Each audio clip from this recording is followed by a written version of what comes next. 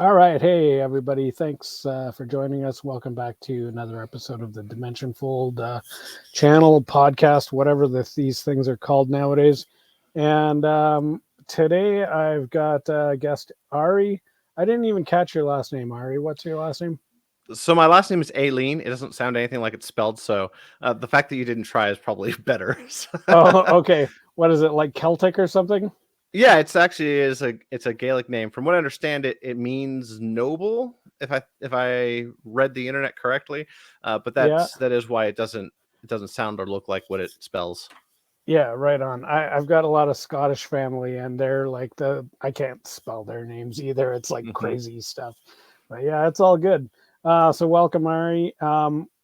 So today Ari's here to tell us about a project that he's working on that he's got up on the old Kickstarters. And so maybe before we get into that, just tell us a little bit about yourself, Ari. So my name is Ari Ailin, and I am amongst my many hats. I have the funny hat, and that is the living history and reenactment of the medieval era. So my personal reenactment expertise for what that is like late 14th century, early 15th century. Think of like circa the Battle of Agincourt, 100-Year War kind of thing. And that's sort of where I center my living history around. However, obviously, the medieval refers to a millennia. And so I tend to spend a lot of time talking with people from eras that you would consider more like the Crusader, and then there's like late Iron Age, post Roman, but not almost not even medieval yet. And then there's, especially in the armor community, think about like the medieval armor, the jousters tend to lean a lot more towards like borderline 16th century, diehard 15th century people. So I kind of have a foot in a lot of different time periods without necessarily having a bunch of different impressions myself. Right. Okay. Well, that's cool. Well, do people like? Does it make a difference in terms of if you're LARPing? Like, what's the difference? Is it different clothing, different weapons? So that conversation in and of itself is one that I've probably spent countless episodes of other podcasts talking about specifically that issue, the what is reenactment versus what is LARP versus what is Yeah. cosplay. I mean, Okay. Sorry, I rolled yeah. everything into one. No, and that's okay. And that's actually kind of funny because realistically, if you really want to go and look at it from the macro view, and this commentary chaps all sorts of hides, is that LARP is just or reenactment is just the term for LARPing before we had the term LARP. And reenacting is what we called cosplaying before we called it cosplaying, except most people in reenactment are cosplaying a time period of history, whereas most cosplayers are trying to faithfully reenact effectively something from a movie or other popular television. So if you think about like the Right. 501st, they are technically, New Hope reenactors, if you really wanted to call it that way. And Yeah. in the other way, you could say that my living history impression is just a historical cosplay. And so the terminology divides us more than it necessarily needs to. However, most LARPs tend to add stories that are ahistorical to them. So they might be based in historical facts, but the story that they're actually acting out at an event is generally fiction. Whereas a reenactment, when you think about the diehard reenactors, when they're doing a battle or an event, they're trying to faithfully reproduce the events as it happened in history. So there's a Right. lot less creative license, so to speak. Yeah. But that's where it goes. But I mean, really, it's all just different ways of dressing up funny. So Yeah. No, that's. I'm glad. I like how you explain that, and that totally makes a lot of sense to me. Um, I don't have a ton of experience with any of those things, although maybe a little bit. I guess let's talk about your project. So okay. you've got a Kickstarter campaign happening right now. I'll put a link to it underneath this video. And kind of one of my hopes is that our viewers will be able to support you in that, because it's, from what I've seen, your project sounds really cool. So why don't you tell us about it? So the project as a whole, like, is called Dinthwaite Medieval Village, and the idea is to create a medieval village that's specifically for reenactment and living history, and I guess to that extent, historical LARPs.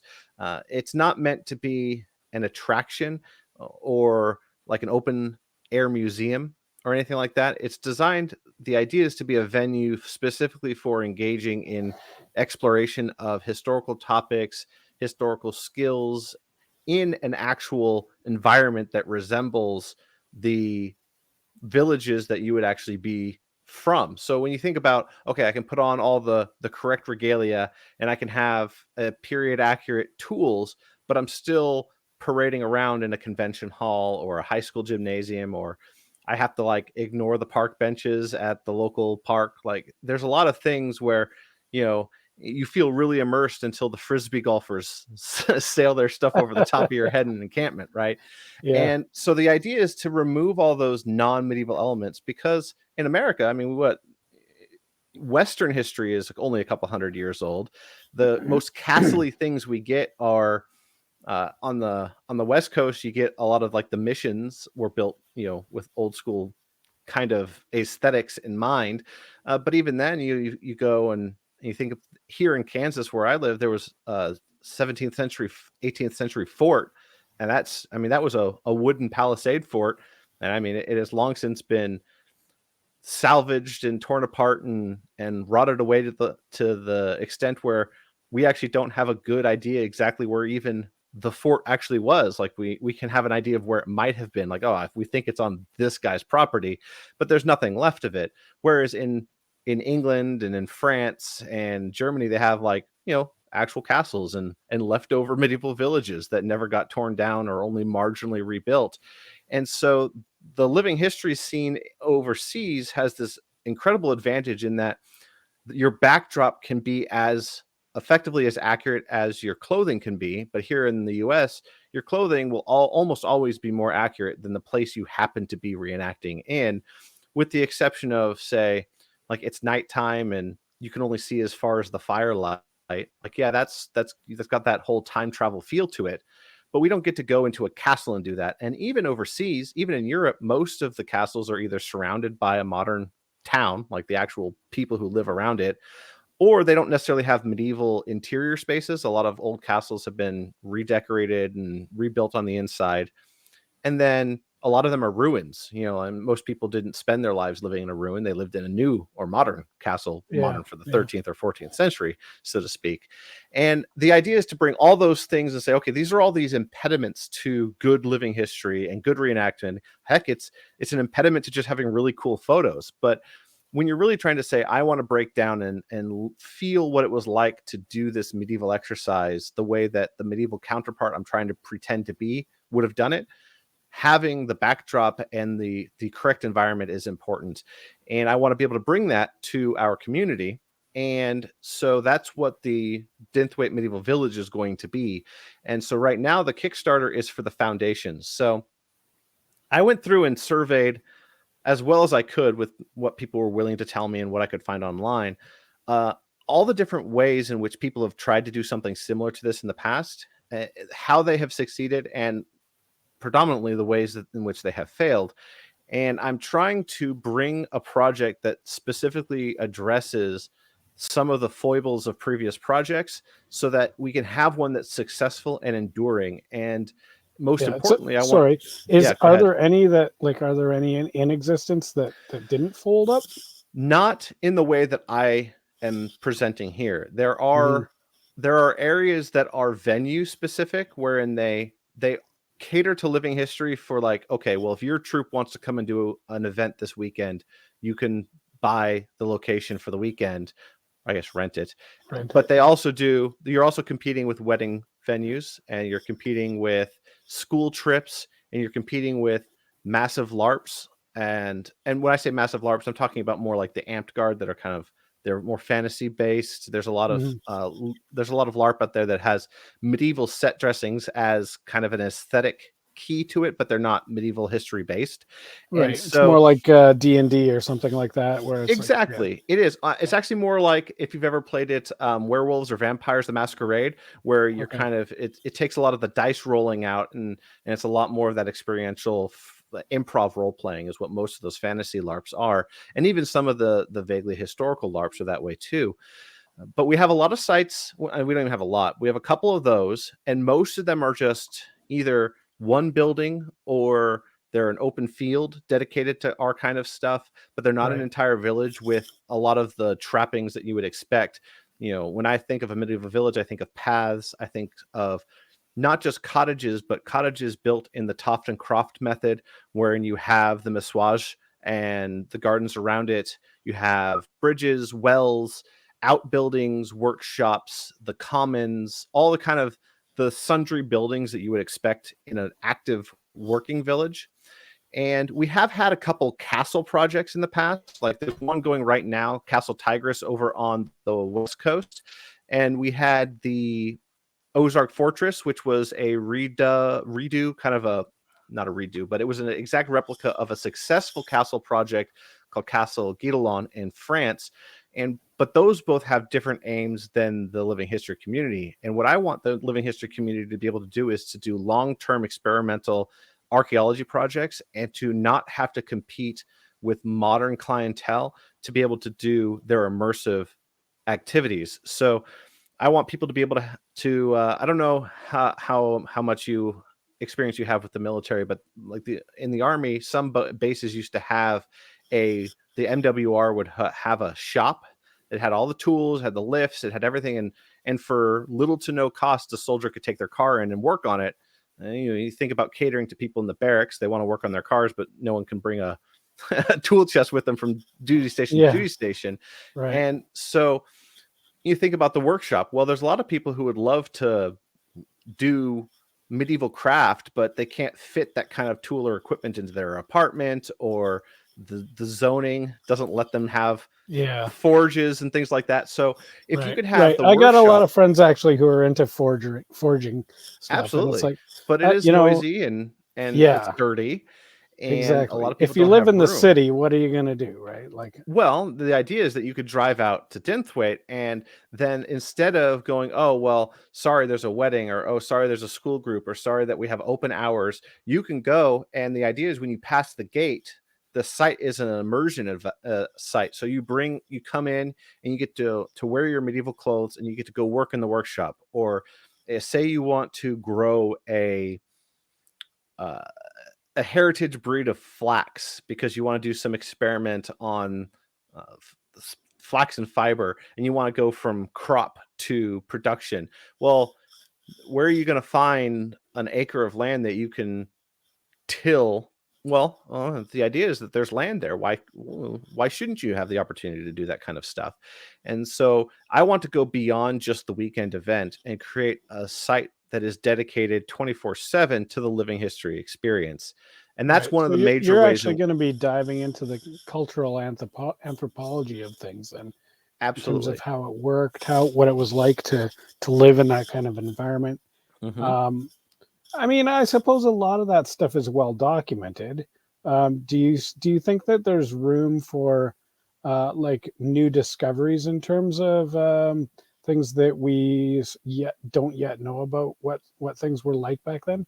Absolutely. And we actually have some of our favorite pet examples of how this has worked in the past. So this isn't one of the reasons that I haven't necessarily had as much traction with academic institutions as I thought I might have was that this isn't, like you said, a lot of this research isn't, there aren't a lot of candidates out there that are doing their dissertation in such a way that they need to live in a medieval village for 6 months. However, there is, and I wish I could remember the name of the device, but there was an object, a Roman artifact that was found, and it was this kind of um, this ball with knobs on it, and it had like it was shaped a lot like a D20, and it had these holes in it, Oh and it was yeah, yeah, front. yeah. Yeah, well, that turns out to have stumped all the academics for decades as to what it was, and then a Roman reenactor who was like, "Oh, we use that for knitting this particular type of Roman garment," and they're like, Really? And yeah, and so just someone who sat there and goes, all right, this is what I do because I want to do it with my hands. I want to learn it. I want to live it. Was able to be like, oh yeah, obviously, as if you had gone back to some Roman village and said, hey, what is this? And some lady was like, I use it every day. It's this thing. And Yeah, so I think that those types of advancements, we don't even know what's out there that we don't know because we haven't had enough time to allow people to steep themselves in that type of physical time travel. right. I mean, it's kind of like technology ages and it becomes obsolete and it gets thrown away and it gets forgotten about. Mm-hmm. Like, in 100 years, is anybody going to remember how to code Visual Basic, say, or whatever, right? I Like, mean, I hope not. If we still have to use basic in 100 years, I hope not too. but I But mean, I've experienced that myself, and I did before I got into medieval living history. I actually did professional interpreting of 19th century maritime. I did 1830s, the high trade to and from. The idea was that you're talking about the high trade to and from California to Boston, and it keyed into local social studies and history of Dana Point area, but they had these historically rigged accurate tall ships that were, they were built to spec. I mean, one of them was built to a Smithsonian blueprint for ships that they were building in the cutter service. And so there were lots of things that, you look at it and you go, I would never have figured out how to do that if I didn't have some old salty sailor tell me this is what it's for and how you make it work. And so yeah, there's, so many tools lost to time. I think there's a really entertaining Reddit that's what is this thing or how does this thing work, and pictures of can openers from 1910 that were just like these steampunk, you know ratchet and cog monstrosities. But like, if you don't know, you don't know. yeah, well, that's cool. I mean, it's pretty amazing to think about, like how even that ship example that you just gave, like those guys would have had to sail all the way or down underneath South America, right? Like Around there Cape was no Horn, one of the most Panama dangerous Canal. parts of the journey. Yeah. Yeah, it's wild to think about, how the Panama Canal changed the world in such a huge way. hmm It's just a ditch, and yet the difference is gigantic. And yeah. then the same thing last year when there or whenever it was a couple of years ago when the Suez Canal got blocked up and the world was just like Came to a stopped. grinding halt. Yeah. Yeah, hmm no, it's I pretty think we're amazing. still trying to get caught up from that. I've got suppliers, even as a couple months ago, I was talking to a supplier and they were still couldn't get stuff because of the backlog from that, and that was what, 2 years ago, I think. Yeah, I've worked with I've I've been in situations where I've had to deal with trains that were stopped. And I was talking with one of the agents, the B&O agents, that they have their own police service, and he was saying that for every hour that we kept that train stopped, it cost just his company over $100,000 in just the time and labor it takes to reroute other trains, deal with all of the things that were supposed to be there and now aren't, the time lost for people who showed up to work and there was no stuff to offload. Like he said, it could cost upwards of $100,000 per hour for every time we have a freight train stopped for some reason that it's not meant to be stopped for. Yeah. Wow. hmm It's okay. So what would that have looked like in medieval times? Is Uh, there an equivalent to that? to trains and such. I mean, So it's obviously not going to be the same, but like, what would be the worst case scenario in logistics and shipping in medieval times? So that really depends on which period of time you're talking about. The farther you get forward in time, the better logistics become, because you have more and more roads built, because you had this major downfall where you had all these Roman roads and then there wasn't a lot of road building for a number of centuries, and then we started building roads up again. But then you see technological advances in ships where you're going from cogs to cavalier type ships.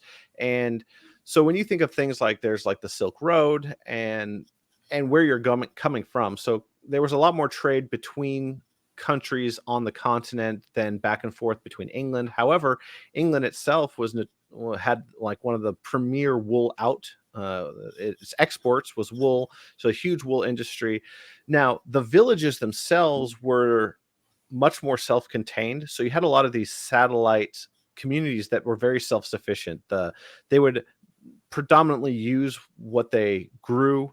They wouldn't import as much. A lot of people would make things in town, so you'd have these very self-sufficient little communities where they pretty much provided for themselves the majority of it. And a lot of times what you do is, instead of trade, you'd actually travel to where you needed to get things from. So for instance, when the king would go and get his tithe from all of his lords, they owed him, the feudal system, it was based not a lot in cash but in goods. So you owed a specific percentage of your crops. Well, instead of mailing the crops to him or shipping it to him, he would actually just tour the country, and he would hang out in your castle for a while and eat up his share and then he'd move Yeah. on to the next one.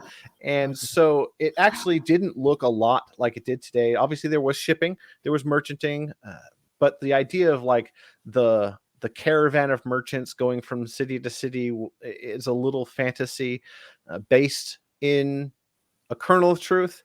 And you don't really get major import export until you start to have the really large ships that you think about, like the early end of the golden age of sail. This is when you're talking about exploring the new world, the Renaissance. A lot of these things picked up past the 15th century.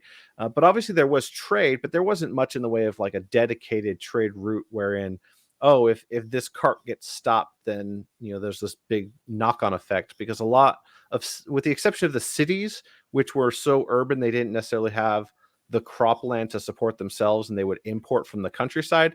The majority of medieval towns, especially in England, and you think about the Low Countries of France and such, were fairly self-sufficient. And then the city states of Italy and the principalities of Italy that, at the time, especially like Germany and the Holy Roman Empire, places that we think of as consolidated countries today, and at the time were very much a disparate group of city states and small fiefdoms, and they weren't all as homogenous as we'd like to paint them nowadays. They would trade in and amongst themselves, but not this global, we rely on everything to pop in from the outside, and if it doesn't, we're hosed. That didn't really manifest that early. Right.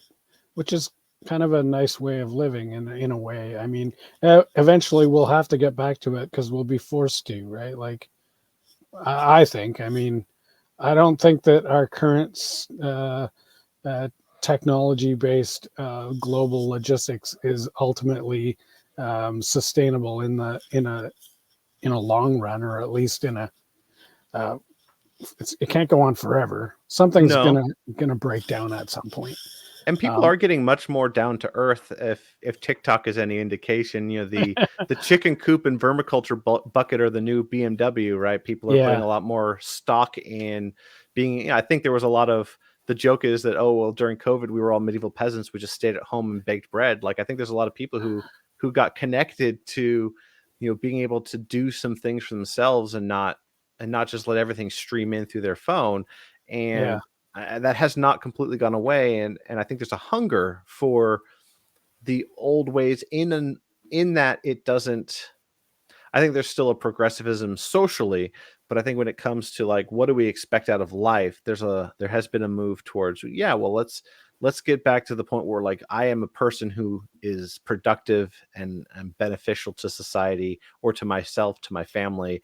and right. uh and Yeah, and so I think what you're trying to do is, I think there's a real demand for it. I think people want to spend, come out for a day or a weekend or whatever, and just bang away on a lump of iron, or Mhm. weave some wool, or do some of this stuff. That these are traditions that have been really going on for, I mean, obviously hundreds, but in some of these cases, some of the stuff has been going on relatively unchanged for thousands of years. Mm-hmm. Yeah, and there is a huge connection to our past by being able to carry on these traditions. You see these A&E videos of like, oh, this is the last blank of the ever. And it's like, well, Like once that person goes, if no one learns how to do Right. that, eventually 50, 100, 200 years from now, when someone decides they want to try that, just like we sometimes find when we're recreating medieval activities, we're like, we're gonna have to invent it from the ground up, and that's just such a waste of generational knowledge. It would be nice Yeah. to be able to bring some of that back in a dedicated space where people have access to that regardless of their life circumstance. And I think that's really important too, is when we talk about, oh, and travel is obviously an issue. I can't fix travel. Not every, just because your Seattle apartment isn't going to be any closer to the Midwest than a Yeah. Seattle house with a room for a forge, right? But there's a lot of people who deserve access to some of this stuff, and they're never going to be able to buy acres and acres of land to do it on their own. And I would like to see people be able to participate in some of these activities that I know that it would actually enrich them as a human being if they were able to access it. And I don't see why they shouldn't. Obviously, it requires time and logistics and administration, but that's what I've agreed to do as Yeah. picking up this Kickstarter. Like I'm taking that on as my contribution, and then going from there. Right. So, okay, so let's get this into perspective here. So, obviously, you're not going to single-handedly build a castle and a walled city or whatever, and with a farm and fields and all that. But your step one is to create. Sorry, what were you call? It's I'm calling it a corporation foundation. Yeah, a foundation. Yeah. foundation. So it's actually so I've already consulted with an attorney about a number of different angles on the best way, the safest way to conduct an operation like this. Because one of the key things that I think has been the failure of I'm going to do a medieval village project. I know of at least two or three villages that popped up and then have gone away for various different reasons. And one of those reasons is that you get some guy and he buys land and he wants there to be a medieval village there. And either it's under the auspices of other people coming, or they're like, well, this is something that I want and I can provide, so other people can use it sometimes. But effectively, you got these, we talk about little fiefdoms where it Mhm. just becomes, do you know this person? Is this person willing to let you on the land? And we see problems wherein, okay, the insurance is too high, or they lose their job, or their job moves them to a different part of the country, and then all of the time, work, and labor and materials that are put into this area get yanked out from the people who want to use it, and it's not widely accessible. It's very Right. much accessible to that person's social group. Or you Right. have people who want to do it a little more commercialized, but the more commercialized you get, the less opportunity there is for those long-term projects that are hindered by the interference of modern groups and modern events and Right. things like So that. you're talking about basically setting up like a nonprofit society where there will be a group of people that will be able to sustain membership and have a long-term, long-term investment, long-term um, commitment to seeing this project through from its sort of a right now it's just an idea, Yeah, and obviously it's going to take many years to actually build something like this. So I think that right. that's a I good have a idea. 5-year plan for now to get the core buildings done. But it does start with a foundation, and that is a not-for-profit organization, and that's what decouples it from just like some guy who has land.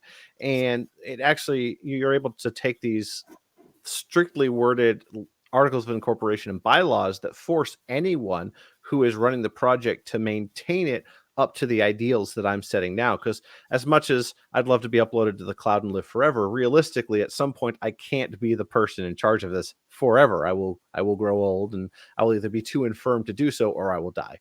And it needs to be able to be multi-generational, because an idea like this doesn't work if it's just a way to make me money or to give me a place to play my game, and then once I'm done playing, it's over. And an incorporation allows it to be multi-generational, and it allows other people to take on the reins and continue. And so this becomes a legacy project that goes from through the community, and is held by the community. And the question of what are the ways that we can do this is membership. Another way we can do it is what I like to call sustainable budgeting, in that And that's what this main Kickstarter is looking to prove, is that if we can amass an endowment and run it more like the way that uh, a not-for-profit foundation does a lot of their charitable works, in that they will take the investment return and make that their operating budget, then we don't have to nickel and dime the people who spent all their money on wool and armor, who then spent who knows how many days traveling to the event because they're coming from far away.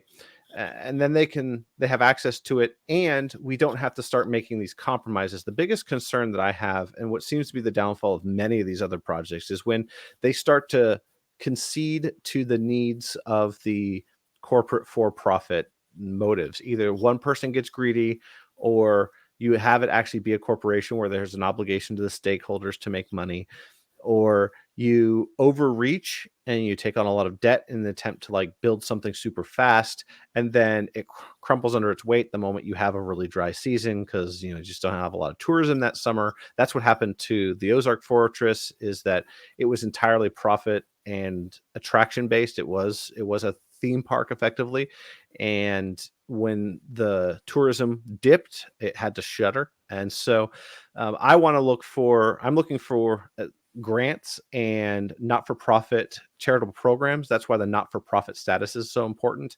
And 501c3 may or may not be an option. I've been going back and forth on the attorney with this about whether or not the very insular focus kind of fails to achieve that for the public good aspect. But being able to eventually get charitable donations would be fantastic. But my goal here is to say, okay, this is a community resource that the community wants to, I know they want, because every time I sit around a campfire and we talk about having a medieval village, everyone's like, rah, rah, rah. And every time I speak about this to other people online, they're like, oh, that would be great. I can't wait to see something like this happen. But you have to be slow and steady, and you have to have a clear, articulate plan, which is why I have, I don't remember how many pages long the PDF I have, that I've been trying to work with like corporate sponsors and get some partnerships with people who are big in the industry for the things that people buy.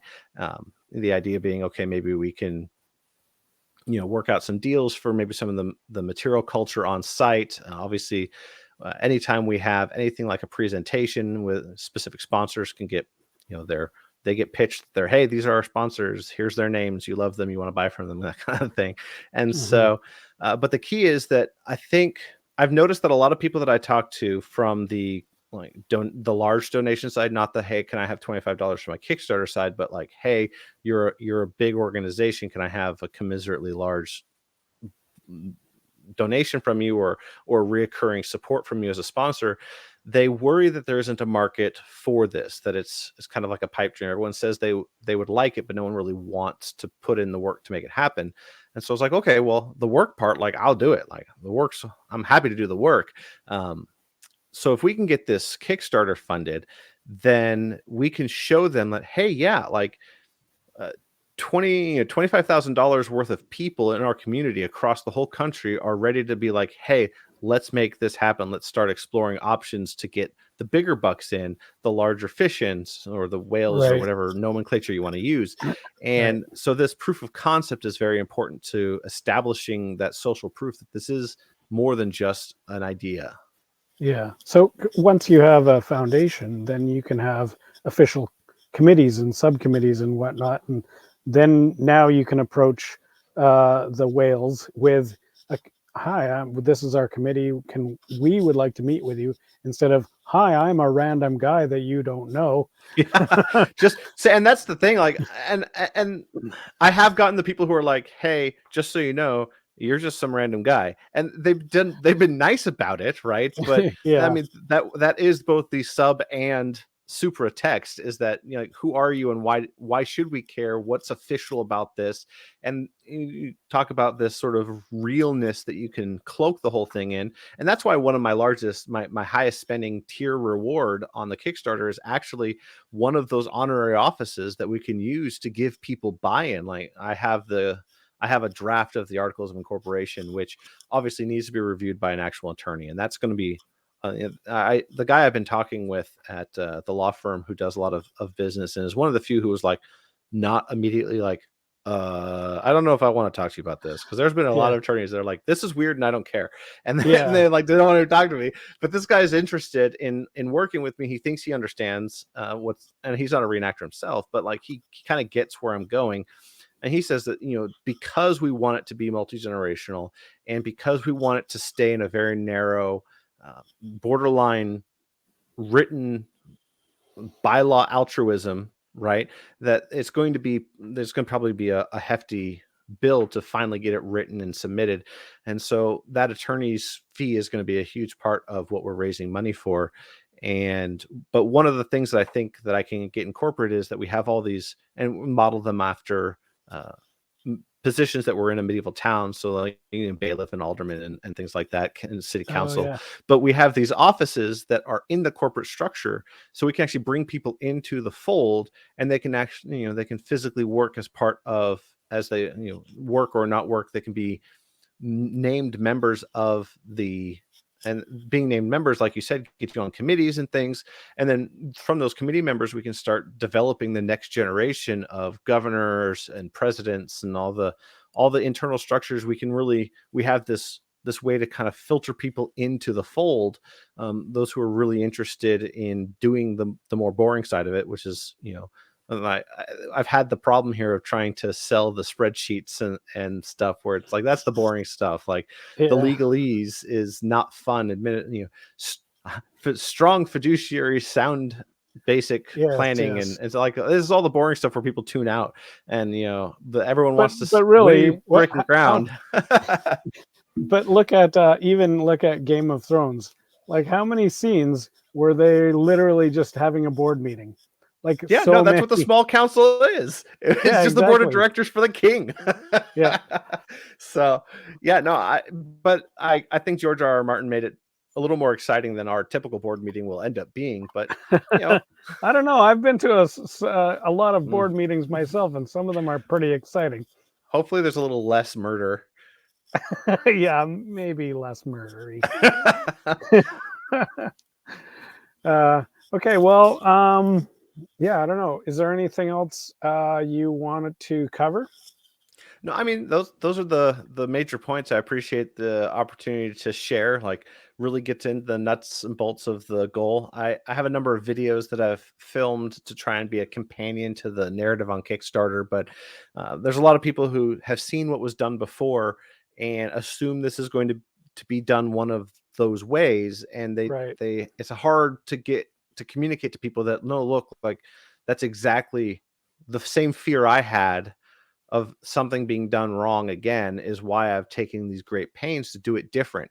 But then, of course, the catch 22 is, oh, well, people are only interested when you break ground, but you can't break ground until you get enough people who are financially interested and invested to move forward. Because when you run off half cocked and just buy land and hope for the best, then we've seen that fail over and over and over again. So Right. I really hope that people appreciate the slow and steady, and longer form conversations like this are a really great way to get into that type of conversation. Yeah, for sure. Well, I think your approach is very sound, and and I think that your Kickstarter, you know, is really just looking at one step that really needs to happen, and if that step doesn't happen, then the rest of it's not going to happen. And so this is kind of, you know, it's important. I mean, you can you can go ahead and commit your life to a thing, and then find out that, oh you know, why didn't as they say, as they used to say at church, count the cost, right? Mhm. Which is like basically just pre-planning. Yeah. And so this is I think a really strong feature that I see in your project, is that that's really all this is pre-planning for a even bigger project. And who knows what that project might even eventually look like. I'm sure you probably have some ideas, but like you might be long gone before by the time things get, I mean, hopefully not, but you know what I mean. It's Yeah, going to it's take a while possible, for, sure. it'll grow, it'll change. and but then at the same time, if we do our due diligence ahead of time, like I said, front load a lot of that work in establishing and demanding a specific corporate culture and a vision and a plan and a guide and a guidance, like a vision, as you said, to get to a specific end, then even when I'm in a position where I pass it on to the next person, I know that it's going to move in a direction that is healthy for the community, which is that's what this is all about. And I've really been focused on my very niche community for most of my public reenacting. Starting in 2016 when I did my Turnip of Terror website and blog, it was all about bringing resources to the community. And when I expanded the website to be a groups list and a resource list and a vetted merchant list, like again, most of the things I do online, even when it comes to doing silly TikTok videos, is to prove to the community that we can be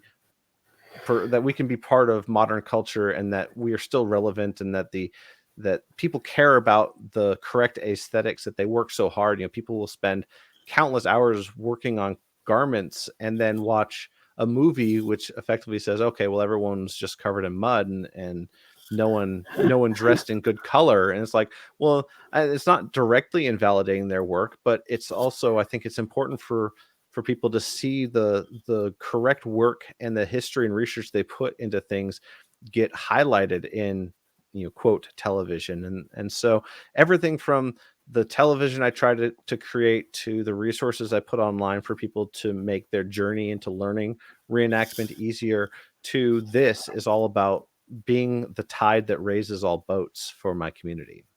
Yeah. So I'm gonna wrap up I love what you just said a moment ago, and I'm gonna put words in your mouth, which you can quote me on, because this is gonna be a great soundbite. Sustainable LARPing requires solid corporate governance. I'll How do you take like it. that? I like it. Mm-hmm. So yeah. Again, this is an awesome project. The link is going to be right underneath this video. Well, actually, in fact, I might even be able to put it right on the video. But it's at Kickstarter. You call it the Turnip of Terror Medieval Village, and look for the link below. Go check it out, and you guys are going to want to get involved in this thing on the ground floor, and this thing is going to be really awesome. Thanks a lot for joining me, Ari, and hopefully we'll talk to you again later. Thanks for having me on. You bet. See you later.